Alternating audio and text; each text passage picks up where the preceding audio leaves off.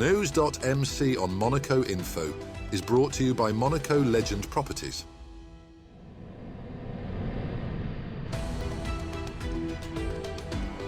Bringing you news on Monaco's economy, culture, sports and more. Welcome to NEWS.MC, your English rendezvous on Monaco Info. Coming up on NEWS.MC, discover past week's top stories and meet the people who make Monaco. My name is Gilles Dayan. I'm the chairman and founder of Opera Gallery, and you are watching NEWS.MC on Monaco Info. What's been making headline in the past week? Monaco's Larvotto district has welcomed Le Petit Marché du Larvotto, a new weekly market launched on Thursday, July the 17th. Championed by Deputy Mayor Marjorie Crevetto, the initiative aims to bring fresh produce and renewed vibrancy to the neighbourhood. Held every Thursday from 8 a.m. to 1 p.m. near the Lartigue fountain, the market features a small group of curated vendors, including a local organic fruit and vegetable grower. It complements Monaco's existing markets in Monte Carlo, La Condamine and Monacoville. The Mairie has also extended home delivery services for residents needing assistance. More than just shopping, the market reflects a commitment to creating accessible, community-driven spaces across the Principality. On Saturday, July the 19th, thousands gathered in the Place du Palais to mark a historic milestone, 20 years since His Serene Highness Prince Albert II ascended the throne. The celebration, attended by nearly 6,000 Monegasques, was a heartfelt tribute to the sovereign, who appeared alongside Her Serene Highness Princess Charlene and their children, Hereditary Prince Jacques and Princess Gabriella. Monaco's Mayor, Georges Marsan, delivered a powerful speech honouring Prince Albert II as our voice in the world, citing his humility, dedication and leadership. Marsan also praised the Prince's early efforts to raise awareness on climate change, referencing his symbolic visits to the North and South Poles. The Prince followed with an emotional address of his own, expressing gratitude to his people and affection for his big family, the Monegasque community. Reflecting on 20 intense, sometimes difficult, but happy years, he emphasized the strength of the bonds uniting Monaco and pledged to continue serving with the same energy, ambition, and love. He concluded with warm thanks to his family, especially Princess Charlene, Jacques, and Gabriella. The event included a touching film projected onto the palace recounting the prince's two-decade reign, including details of his international engagements, family milestones, and unwavering environmental advocacy. The Monegasque national anthem then rang out as the princely family stepped onto the square to greet the crowd. The public was invited to share in the joy with a walkabout, well wishes, and a magnificent macaron cake. The anniversary served not only as a celebration of personal leadership, but also as a symbol of enduring unity between prince and people, a testament to 20 years of progress, compassion, and commitment. His Serene Highness Prince Albert II visited the Nouveau Musée National de Monaco to view the Roaring Twenties of Coco Chanel on July the 19th, a major new exhibition exploring the legendary designer's influence on Riviera style and modern femininity. Hosted at Villa Paloma until October the 5th, the show features over 200 pieces, including 30 original Chanel creations, alongside artworks by Picasso, Cocteau, and others. The exhibition traces Chanel's creative evolution during the 1920s on the Côte d'Azur. It also includes striking contemporary works by sculptor Chloé Royer and a poetic video installation that reflects Chanel's legacy of freedom, transformation, and artistic dialogue across generations. The Opera Gallery in Monaco presents its major summer exhibition, the Monaco Master Show, celebrating two giants of modern art, Marc Chagall and Fernand Léger. Held during Monaco Art Week, the show brings together over 40 works from the two artists, marking the 40th anniversary of Chagall's death and 70 years since Léger's passing. The exhibition features Chagall's signature dreamlike compositions and poetic color alongside Léger's bold, geometric energy. Many of the works have been previously displayed in museums and foundations around the world, including a recently acquired 1.8-meter Chagall canvas unveiled just before the opening.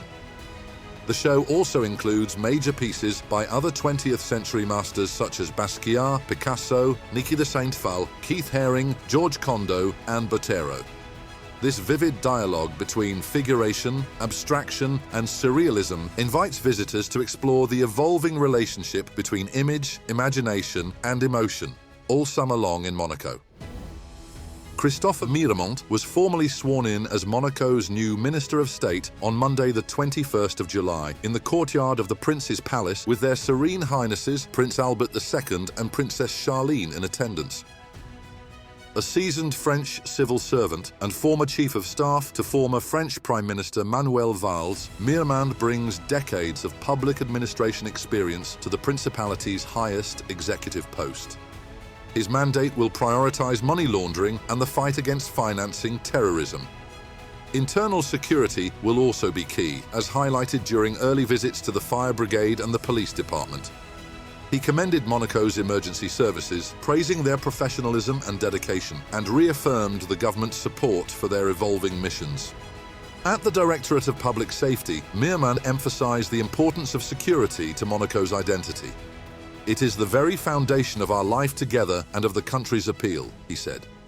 The day after taking office, Mr. Miremont continued his round of institutional visits. He met with Archbishop Dominique Marie David and later with National Council President Thomas Bretzeau. These early engagements reflect Miremont's commitment to building strong ties across Monaco's key institutions as he begins his tenure at the head of the princely government. His appointment underscores Monaco's ongoing commitment to stability, safety, and effective governance at the highest level. Monaco's National Council President, Thomas Bretzeau, welcomed Carles Enseignat Reig, the General Trustee of the Andorran General Council, and his delegation to the Principality on July the 22nd for a three-day visit focused on parliamentary cooperation. The two chambers enjoy a long-standing relationship, strengthened further by a partnership agreement signed in late 2023. The visit included working meetings and strategic discussions, with both leaders emphasizing the importance of unity among Europe's small states. By combining their influence within international organizations, such as the Council of Europe and United Nations forums, these nations can amplify their collective voice. Upcoming milestones include participation in the 6th World Conference of Parliament Presidents in Geneva and the 18th Conference of Presidents of Parliaments of Small European States in Cyprus, where a new memorandum will be signed. His Serene Highness Prince Albert II has inaugurated the new Espace Honoré II, a major administrative hub centralizing 9 government departments in the heart of Monaco. The July the 23rd ceremony included a blessing by Archbishop Dominique Marie David and was attended by around 500 civil servants and officials. Accompanied by Minister of State Christophe Miremont, the Prince toured the new space, highlighting his ongoing commitment to modernizing state services and improving access, efficiency and sustainability for Monaco's residents and institutions. Next up, our exclusive interview with the personalities making the Principality.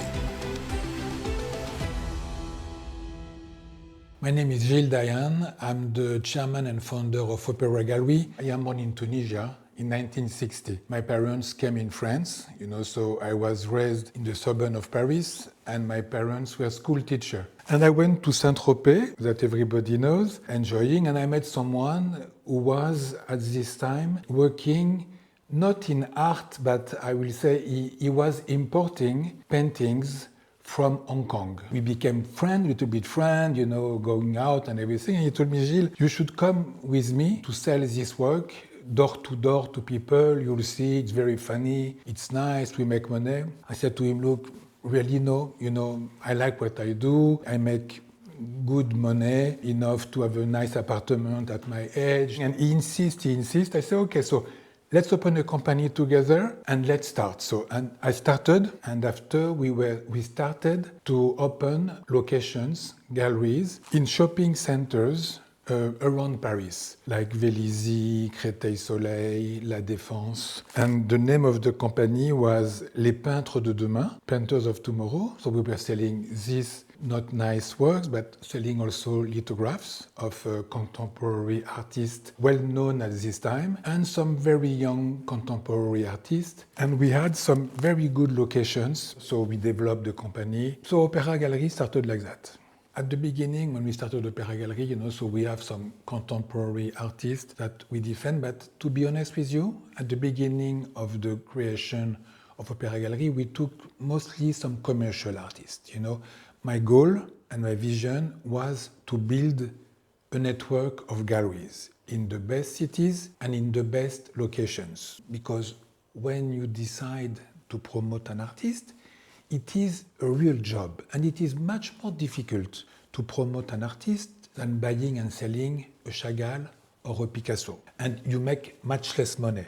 But after, it is a question of passion. When I buy a Picasso, a Chagall, a Léger, I have the passion when I buy. I love to buy. I prefer actually to buy than sell, to be honest with you. But I need to sell also, to cover all the expenses we have. It is very motivating to take care about an artist and to build the artist. And we did a few right now that we have on target. It is a competition. The number one from far is Gagosian, He's 80 years old now, but he's very active and he's very good, And he had the chance to start a long time ago. He had the chance to do exhibition with important artists like Basquiat, for example, and Kisari. And we don't fight really with all I think we are in the 10 first one, worldwide. We don't show ourselves too much, We buy very quietly. We buy a lot to private collectors, We try to bring fresh work in the market for our collectors worldwide. Every year we do a master show, we bring from all the galleries worldwide, important paintings from many artists. So this year we have an exhibition mostly concentrate on two very important modern artists, Fernand Léger and Chagall. So this year it is the anniversary of the 70 years of the death of Léger and the 50 years of the anniversary of the death of Chagall. So we bring in the Principality 40 paintings, and we try to bring during the summer the cream of the work that we buy during the work, because we have in Monaco, the possibility and the capacity to sell to our collectors and to people who come to Monaco for the summer. So the first time I've been to Monaco, it was Voyage de Noces when I get married. We came here and discovered Monaco at this time. It was very nice, I loved it. Monaco is the only place where I stayed 3 months during the summer with not moving. Otherwise, I am traveling all the time. Means I'm traveling 3, 4, 5 times per month. I go to Asia, I go to Middle East, I go in Europe, I go to America, I go to the expansion of the galleries, expansion of the group, to see collectors, to see bankers, I go everywhere. And the only time where I feel good, I love to be there, it is during the summer with my family, my kids, grandkids, I love the life here. That's all for today. Thank you for watching NEWS.MC, your English rendezvous on Monaco Info. Discover the full interview and more stories on our websites, NEWS.MC and MonacoInfo.com. Next week we will receive Stéphane Comar, CEO of Segond Automobile Group. This show is intended to provide a summary of the past week's top stories for the English-speaking audience. For daily and real-time news updates in English, please visit NEWS.MC and subscribe to our free daily newsletter. For French news, visit MonacoInfo.com. This show was brought to you by Monaco Legend Properties.